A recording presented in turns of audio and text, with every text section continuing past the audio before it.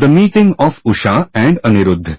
The meeting of Aniruddha and Usha, which caused a great fight between Lord Krishna and Lord Shiv, is very mysterious and interesting. Maharaj Parikshit was anxious to hear the whole story from Shukdev Goswami, and thus Shukdev narrated it. My dear king, you must have heard the name of King Bali. He was a great devotee who gave away in charity all that he had, namely, the whole world, to Lord Vaman, the incarnation of Vishnu as a dwarf Brahman. King Bali had 100 sons, and the eldest of all of them was Banasur. This great hero Banasur, born of Maharaj Bali, was a great devotee of Lord Shiv and was always ready to render service unto him. Because of his devotion, he achieved a great position in society, and he was honored in every respect. Actually, he was very intelligent and liberal also, and his activities are all praiseworthy because he never deviated from his promise and word of honor. He was very truthful and fixed in his vow. In those days, he was ruling over the city of Shonitpur. By the grace of Lord Shiv, Banasur had 1,000 hands, and he became so powerful that even demigods like King Indra were serving him as most obedient servants. Long ago, when Lord Shiv was dancing in his celebrated fashion called Tandvanritya, for which he is known as Nataraj, Banasur helped Lord Shiv in his dancing by rhythmically beating drums with his 1,000 hands. Lord Shiv is well known as Ashutosh, very easily pleased, and he is also very affectionate to his devotees. He is a great protector for persons who take shelter of him and is the master of all living entities in this material world. Being pleased with Banasur, he said, "Whatever you desire you can have from me because I am very much pleased with you." Banasur replied, "My dear Lord, if you please, you can remain in my city just to protect me from the hands of my enemies." Once upon a time, Banasur came to offer his respects to Lord Shiv. By touching the lotus feet of Lord Shiv with his helmet, which was shining like the sun globe, he offered his obeisances unto him. While offering his respectful obeisances, Banasur said, "My dear Lord, anyone who has not fulfilled his ambition will be able to do so by taking shelter of your lotus feet, which are just like desire trees. One can take from them anything he desires. My dear Lord, you have given me 1,000 arms, but I do not know what to do with them. Please pardon me, but it appears that I cannot use them properly in fighting. I cannot find anyone competent to fight with me except your Lordship, the original father of the material world. Sometimes I feel a great tendency to fight with my arms, and I go out to find a suitable warrior. Unfortunately, everyone flees, knowing my extraordinary power. Being baffled at not finding a match, I simply satisfy the itching of my arms by beating them against the mountains. In this way, I tear many great mountains to pieces." Lord Shiv realized that his benediction had become troublesome for Banasur and addressed him, "You rascal! You are very eager to fight, but since you have no one to fight with, you are distressed. Although you think that there is no one in the world to oppose you except me, I say that you will eventually find such a competent person. At that time your days will come to an end, and your flag of victory will no longer fly. Then you will see your false prestige smashed to pieces."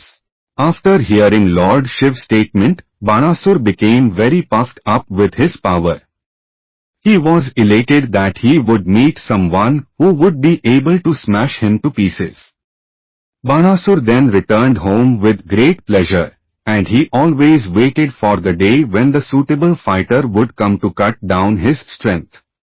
He was such a foolish demon.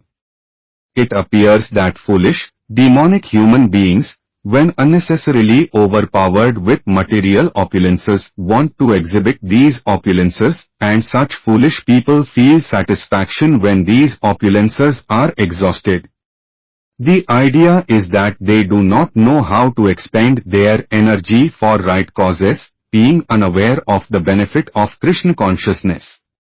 Actually, there are two classes of men. One is Krishna conscious, the other is non-Krishna conscious.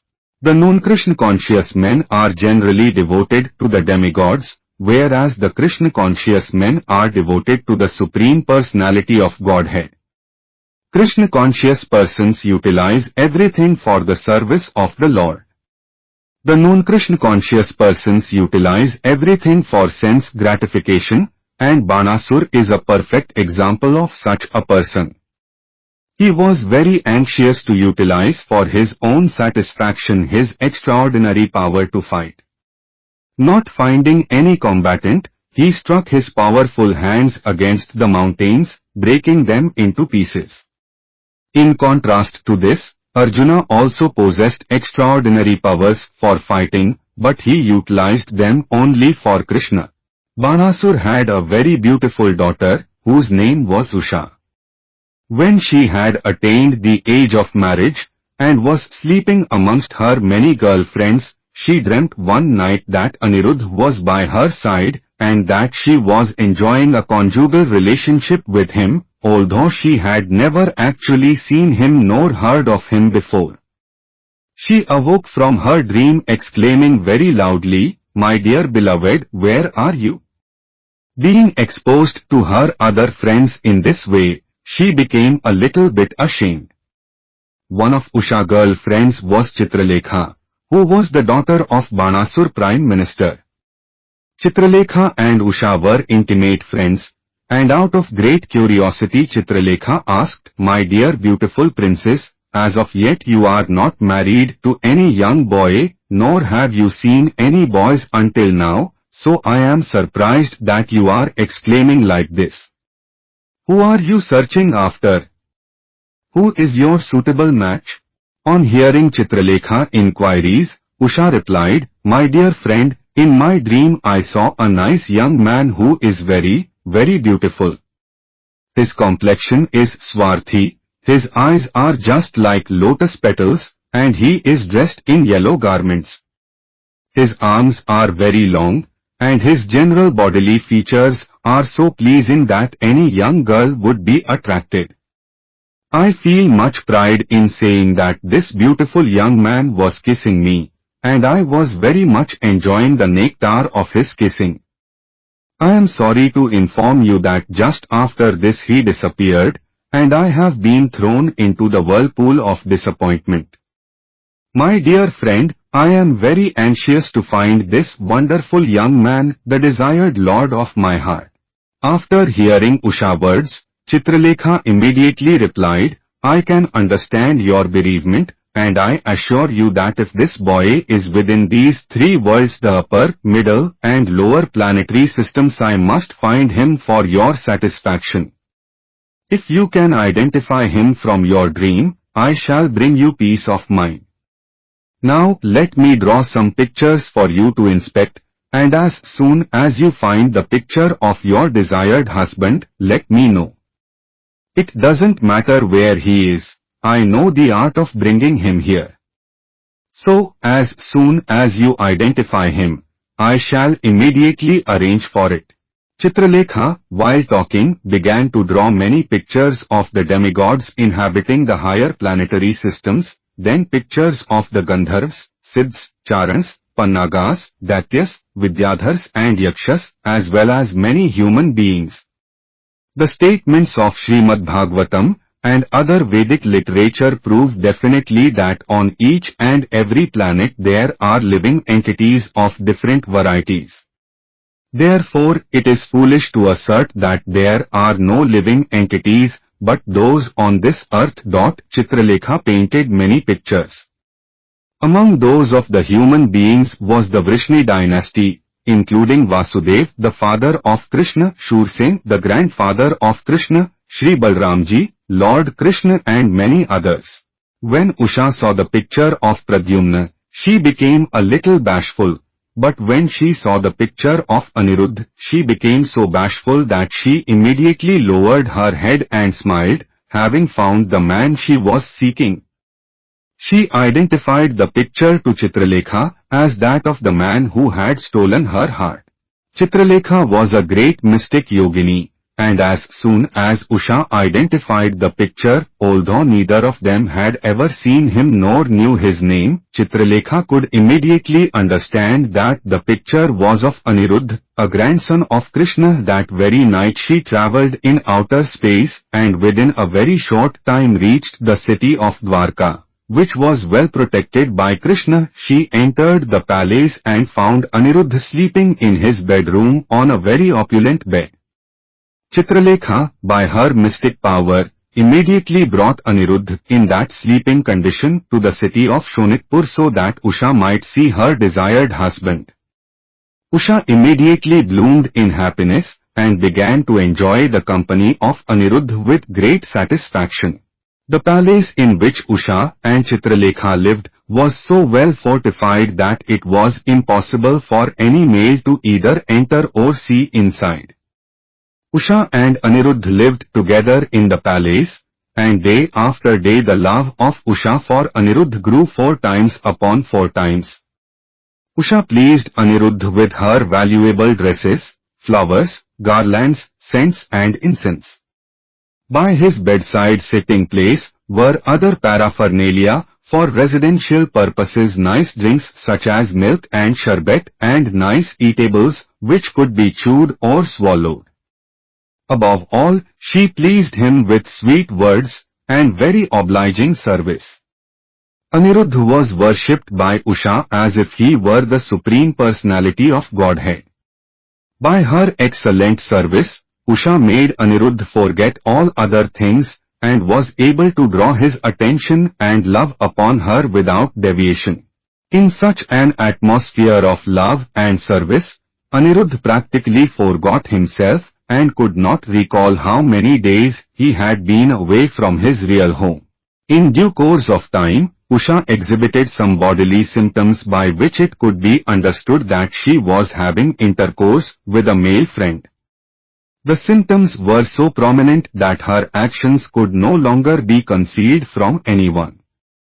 Usha was always cheerful in the association of Aniruddha, but she did not know the bounds of her satisfaction.